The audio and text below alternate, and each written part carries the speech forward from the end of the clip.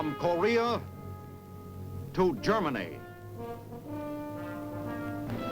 From Alaska to Puerto Rico. All over the world, the United States Army is on the alert to defend our country, you, the American people, against aggression. This is The Big Picture, an official television report to the nation from the United States Army. Now, to show you part of the big picture, here is Captain Carl Zimmerman. In the past, we have talked to you about the soldier and his weapons. Today, the big picture concerns itself with the research and development necessary to provide those weapons, the tools for a modern army, tools that help ensure our freedom.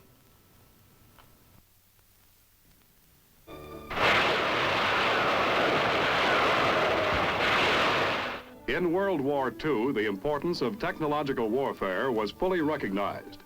The scientist and the engineer became as important as the military commander. Today, our military research and development are working on a tremendous scale to perfect better tools for a modern army. In a world faced with the threat of global war, capable of destroying entire cities with one lightning stroke, we want to make it clear to any potential aggressor that such a war would result in terrible retaliation. Thus, the purpose of our program of scientific study and experimentation is to ensure our unapproachable superiority in the techniques and weapons of war. The federal government has made research and development a national effort, with the armed forces, industry, and universities all over the country pulling together for national defense. The job of research is to uncover the facts of nature, regardless of their final application.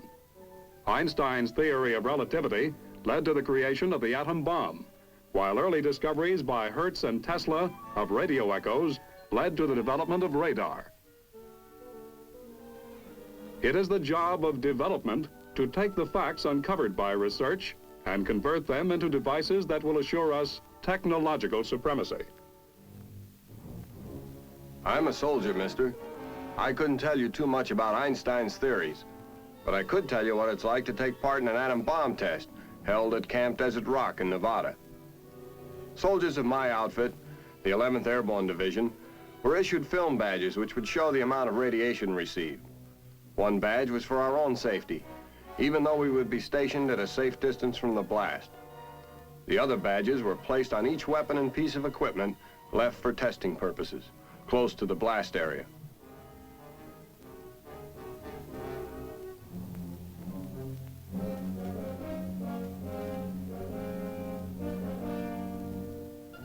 I guess everyone there, from the generals right on down to the privates, had a funny feeling in the pit of their stomach just before the explosion.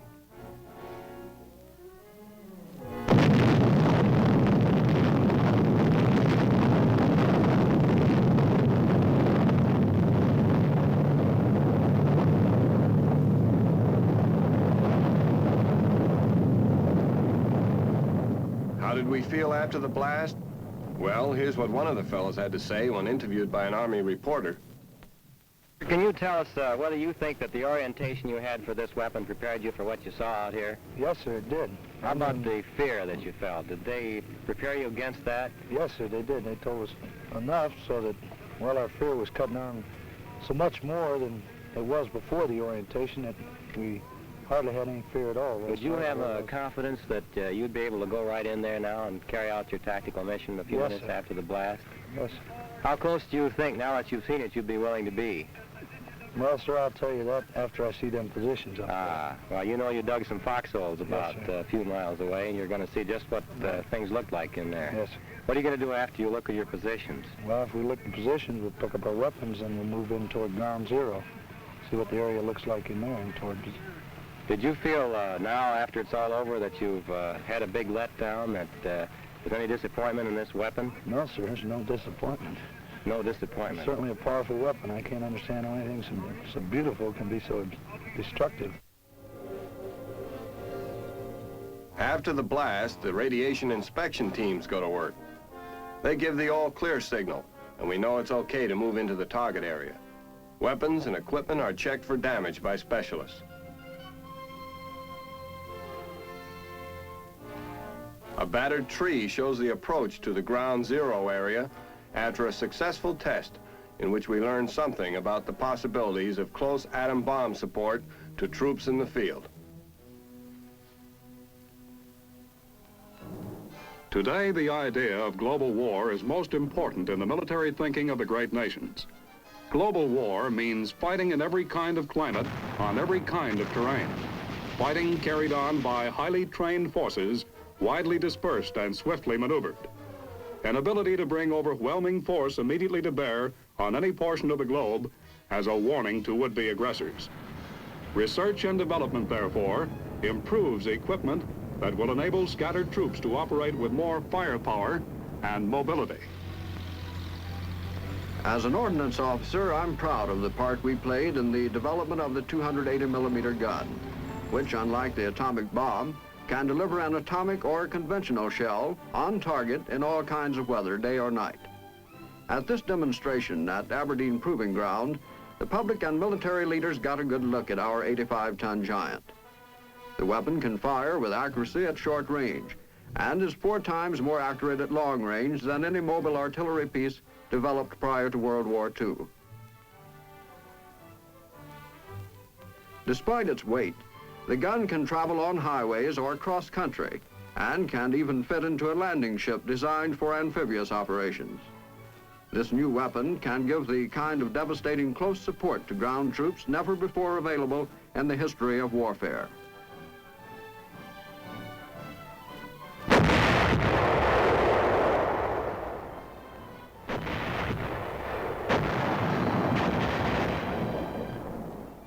The nation's scientists, both in and out of uniform, are constantly probing the skies above for valuable information.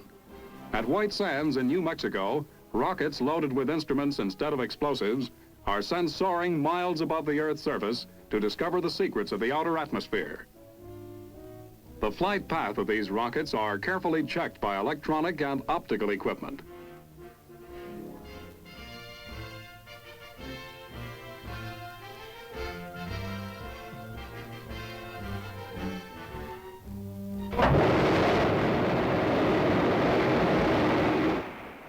Rocket away.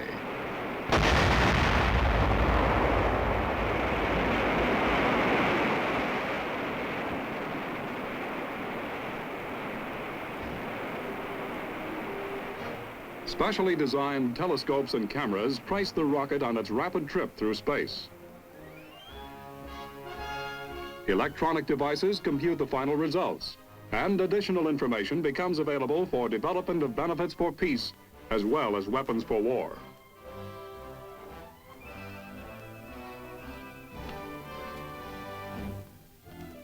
The deadliness of many weapons has been increased by the use of the uncanny VT fuse, which detonates its loaded explosive on the target or at a predetermined distance above it. Ordnance has perfected automatic fire to the point where it has graduated from small arms into the big leagues.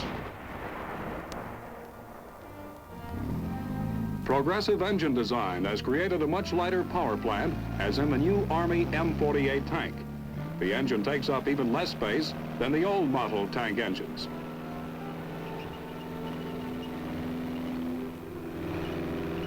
That M48 can turn on a dime and move quickly over flat terrain. Not only does the new tank possess greater firepower and speed, but it can also pass with flying colors the most tortuous of obstacles, such as an 8-foot gap, without losing traction or braking.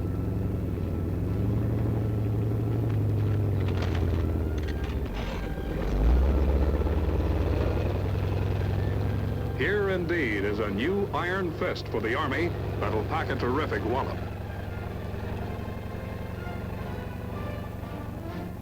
Engineer pontons are being constructed of aluminum for easy portability.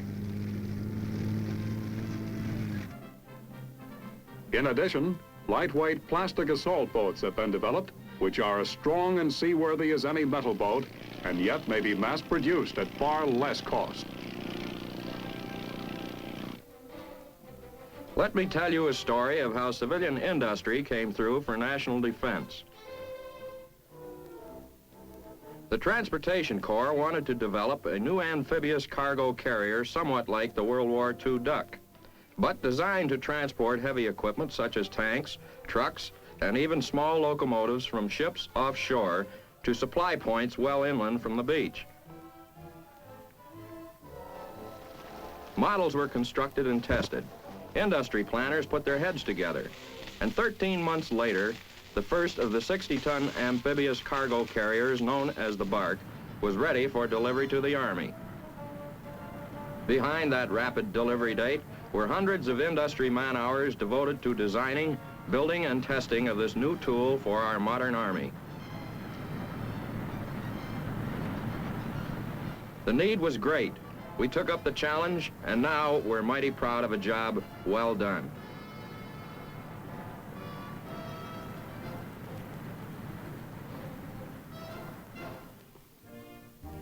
You know, science is amazing. I work in the Army Signal Corps Research Engineering Labs, where we're shrinking heavy communication equipment down to size. Now in this telephone exchange, the largest component weighs 800 pounds. It's down to 200 in this new model.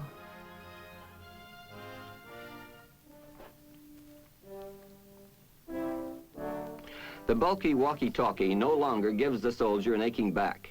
The current model is lighter in weight, more compact, and most important, more efficient.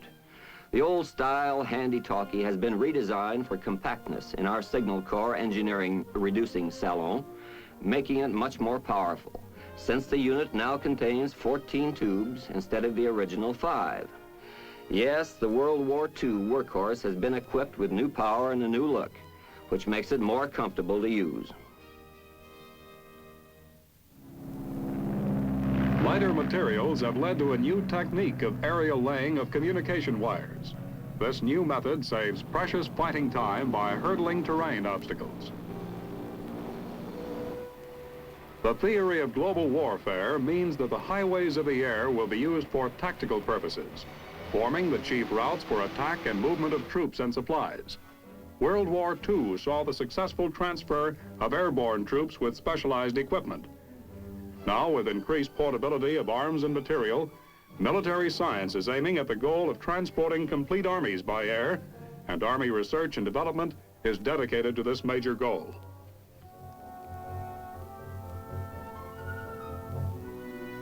A medium tank formerly was much too heavy to be moved by the ordinary cargo plane.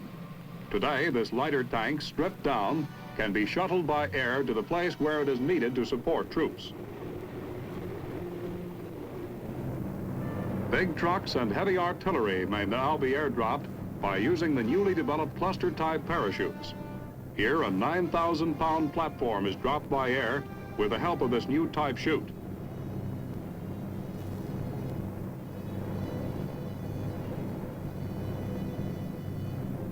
Loads 60 times heavier than those in World War II may be dropped in this manner.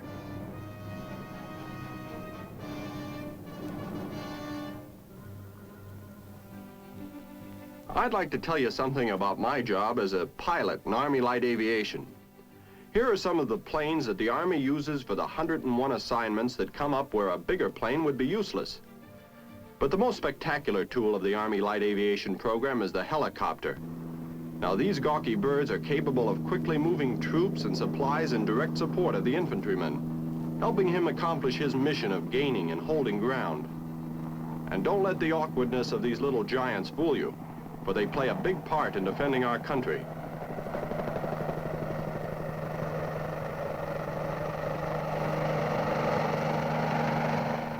Helicopters may be used to bring in badly needed artillery pieces to isolated areas.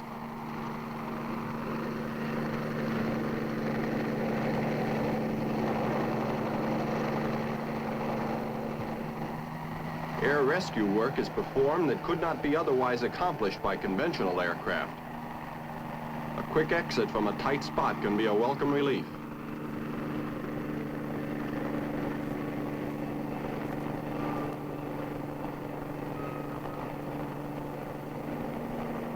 Helicopters have also proven themselves to be angels of mercy, having helped evacuate over 10,000 wounded soldiers since the outbreak of the Korean campaign.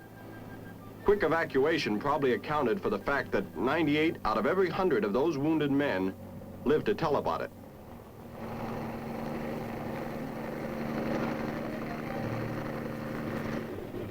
Our country's military strategists foresee Arctic and subarctic areas as future theaters of conflict.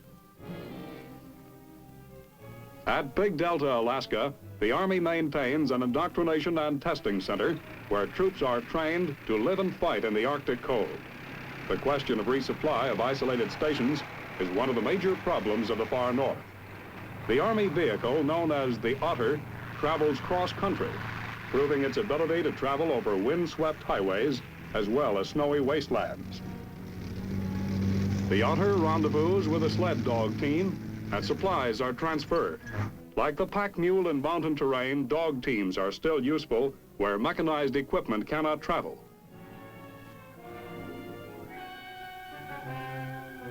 This dog sled team, maintained by the Arctic Indoctrination School, is carrying supplies to an isolated instructor station, and the mush of the old Klondike is still heard as the Army's Far North K-9 Corps delivers the goods.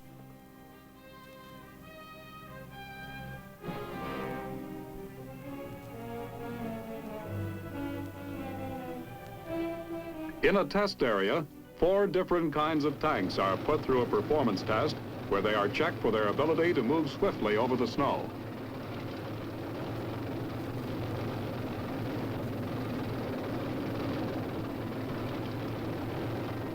Plunging over the open snowfields, that tank driver views an ocean of white as these modern fortresses of steel break a trail through the Arctic wilderness.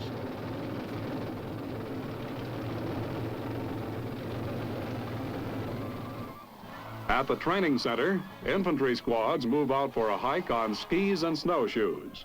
Wind-whipped snow turns the cross-country march into a real struggle with the elements.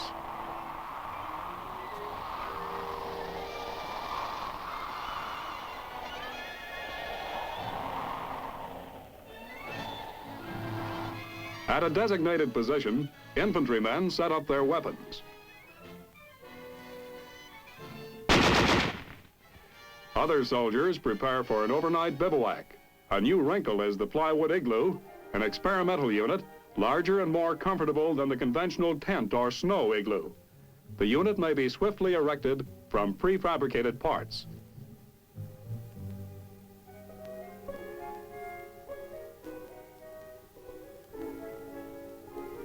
The finishing touches, a pine needle floor made up of fir branches cut from nearby trees, together with a snug sleeping bag, provide the soldier with almost all the comforts of home.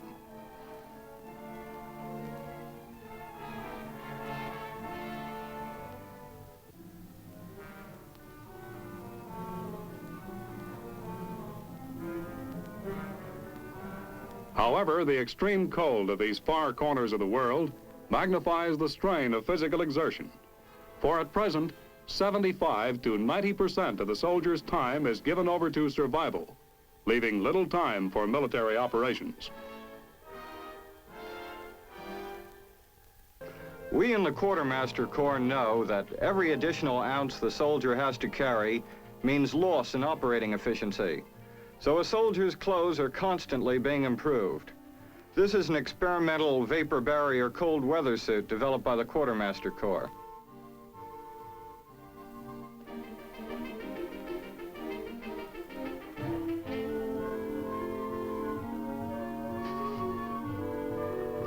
The mold plastic rubber-like garment is worn next to the skin and is impervious to water. Soldier volunteers jump into cold water to prove the insulation quality of the new vapor suit and to show its floatability, even with a 26-pound pack attached. The two-piece garment is a step toward developing a winter uniform which may make United States soldiers of the future non-freezable and unsinkable. Another development of the Quartermaster Corps is a body armor resembling boxer's shorts. Weighing only 4 pounds, the body armor is designed to protect the soldier's hips, abdomen, and groin from low-velocity missiles. The new shorts are scheduled soon to be tested by troops under fire in Korea.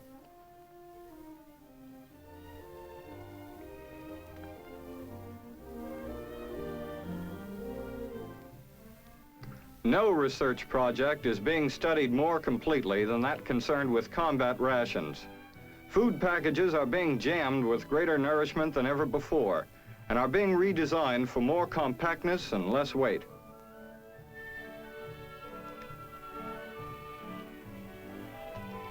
Research, too, is being conducted on the necessary nutrition requirements for operational rations. This study is but one of many being conducted by universities, technical schools, and government agencies in cooperation with over 500 industrial food organizations.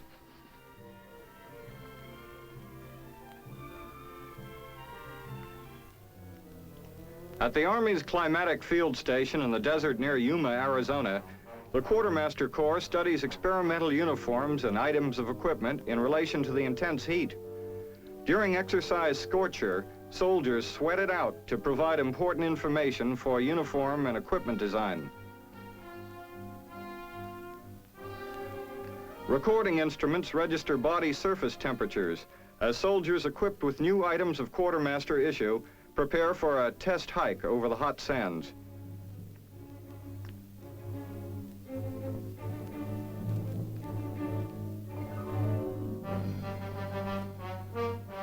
A lookout keeps a close watch on the soldiers during the exhausting hike. Perspiration dries quickly and is only visible immediately after a man stops. But dehydration is constantly taking place. Therefore, the soldiers usually drink at least 1.5 gallons of water during each test.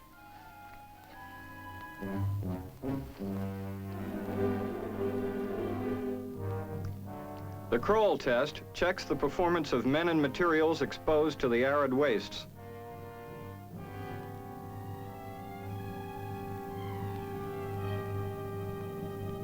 At an area close by, a squad from an experimental company determines the ability of soldiers to maneuver over the sandy terrain.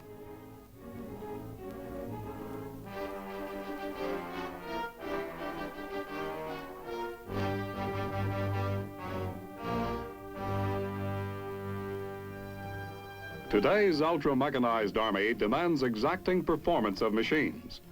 Machines operate on fuel, lubricants and fuels that must prove satisfactory at high temperatures and must also allow equipment to operate at extreme cold temperature ranges. This need calls for research into the basic nature of fuels and lubricants. We hope to learn how to keep liquids constantly fluid at all temperatures, even in the freezing cold of the Arctic.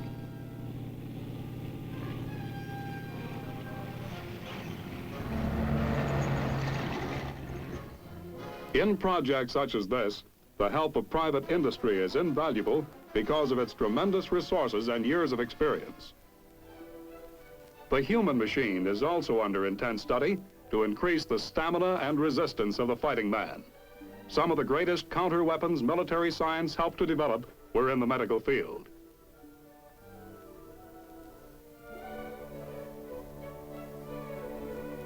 Sulfa drugs, penicillin, and chloromycetin.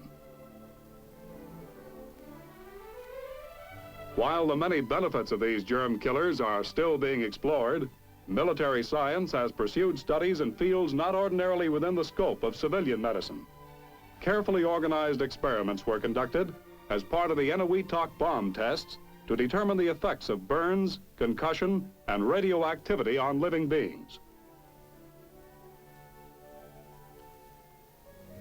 Samples of military weapons and tools were placed at various distances from the tower containing the bomb.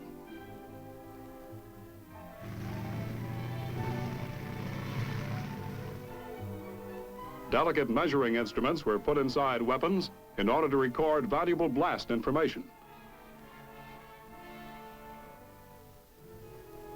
Buildings were constructed to determine the best type of structure able to resist the tremendous blast impact of an atomic bomb.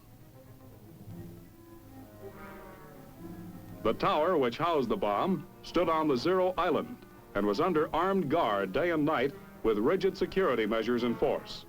Radar scanned the skies, military police guarded the beaches, and finally, time for the detonation of the bomb arrived.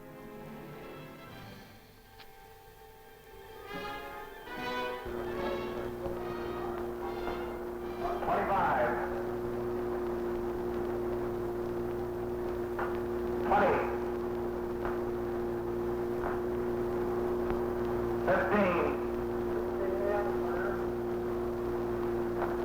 10 seconds, 9, 8, 7, 6, 5, 4, 3, 2, 1, 0.